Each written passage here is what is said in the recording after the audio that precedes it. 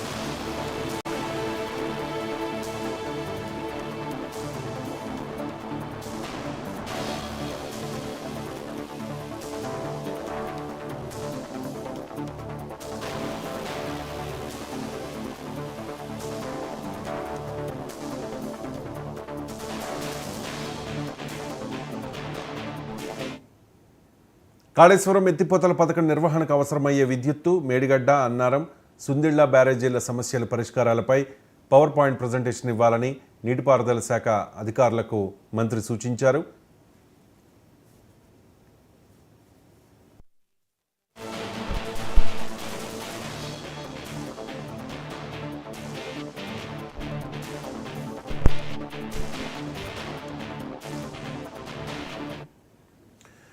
కాళేశ్వరం ఎత్తిపోతల పథకం నిర్వహణకు అయ్యే విద్యుత్తు, మేడిగడ్డ, అన్నారం, సుందిళ్ల బ్యారేజీల సమస్యల పరిష్కారాలపై పవర్ పాయింట్ ప్రజెంటేషన్ ఇవ్వబోతూ ఉన్నారు మరి కాసేపట్లో అధికారులు. సో దీనికి సంబంధించి పూర్తి వివరాలతో రావాలని మంత్రి ఉత్తమ్ కుమార్ రెడ్డి అధికారులకు ఇప్పటికే సూచించారు. 3 బ్యారేజీల నిర్మాణంలో పాలు పంచుకున్న ప్రధాన కాంట్రాక్టర్లు, సబ్ కాంట్రాక్టర్లను కూడా పిలవాలని ఆదేశించారు.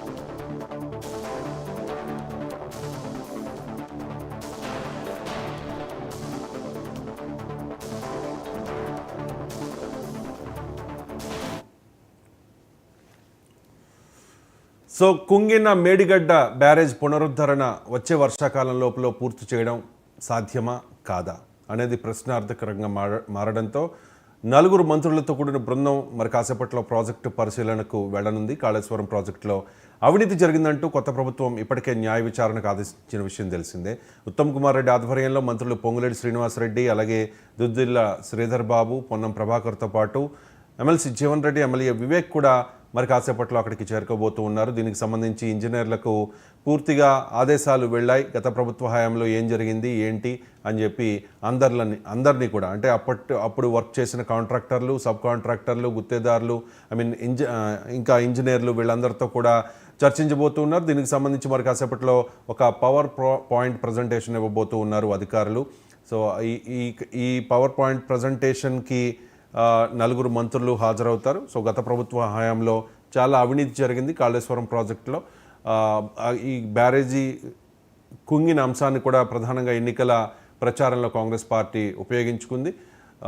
సో ఇది బీఆర్ఎస్ అండ్ కాంగ్రెస్ ఈ రెండు పార్టీలకు చాలా ప్రతిష్టాత్మకం. ఒకవైపు శ్వేతపత్రం పేరుతో ప్రభుత్వం బీఆర్ఎస్ ఈ 10 ఏళ్ల కాలంలో అప్పుల మయం చేసేసింది తెలంగాణని అని చెప్పి ఏ విధంగా శ్వేతపత్రాన్ని విడుదల చేసిందో ఆ విధంగానే ఇప్పుడు ఈ పవర్ పాయింట్ ప్రజెంటేషన్లో ఖచ్చితంగా గత ప్రభుత్వ హయాంలో ఈ కాళేశ్వరం ప్రాజెక్టు విషయంలో జరిగిన అవినీతిని లెక్కగట్టి తేల్చి ఆరోపణలు చేసే అవకాశం స్పష్టంగా కనిపిస్తోంది. మరి చూద్దాం బీఆర్ఎస్ దీనికి ఎటువంటి కౌంటర్ ఇవ్వబోతోంది అని చెప్పేసి. మరి కాసేపట్లో మేడిగడ్డకు చేరుకోబోతూ ఉన్నారు మంత్రులు.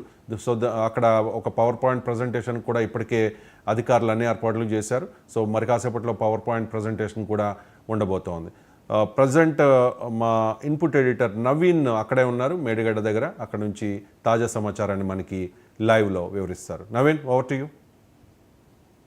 నవీన్, నలుగురు మంత్రులతో పాటు ఎమ్మెల్సీ మరి ఎమ్మెల్యే కూడా వారందరూ కూడా ఇటు మేడిగడ్డ ప్రాంతం కూడా చేరుకోబోతున్నారు. మొదటగా పవర్ పాయింట్ ప్రెజెంటేషన్ సంబంధించినటువంటి కార్యక్రమంలో కూడా వారు ఏం జరిగిందన్న అంశాలపై కూడా వివరించి చెప్పేటువంటి అవకాశం కనిపిస్తుంది. ఎందుకంటే కాంగ్రెస్ పార్టీ అధికారం వచ్చిన మొదటి రోజు నుంచి కూడా ఇరిగేషన్ శాఖ పైన ఎక్కువగా దృష్టి కూడా పెట్టడం జరిగింది. ఇరిగేషన్ శాఖలో ఎక్కువగా అవకతవకలు జరిగాయని చెప్పేసి కూడా కాంగ్రెస్ పార్టీ కూడా అనేక సందర్భాల్లో ప్రజల ముందు కూడా ఈ అంశాన్ని కూడా చూపించేటువంటి పరిస్థితి ఉంది. కాబట్టి కాళేశ్వరం ప్రాజెక్టులోని భాగంలో ఉన్నటువంటి ఇటు మేడిగడ్డ ప్రాజెక్టు రీసెంట్ గా అక్టోబర్ లో కుంగినటువంటి పరిస్థితి నెలకొంది.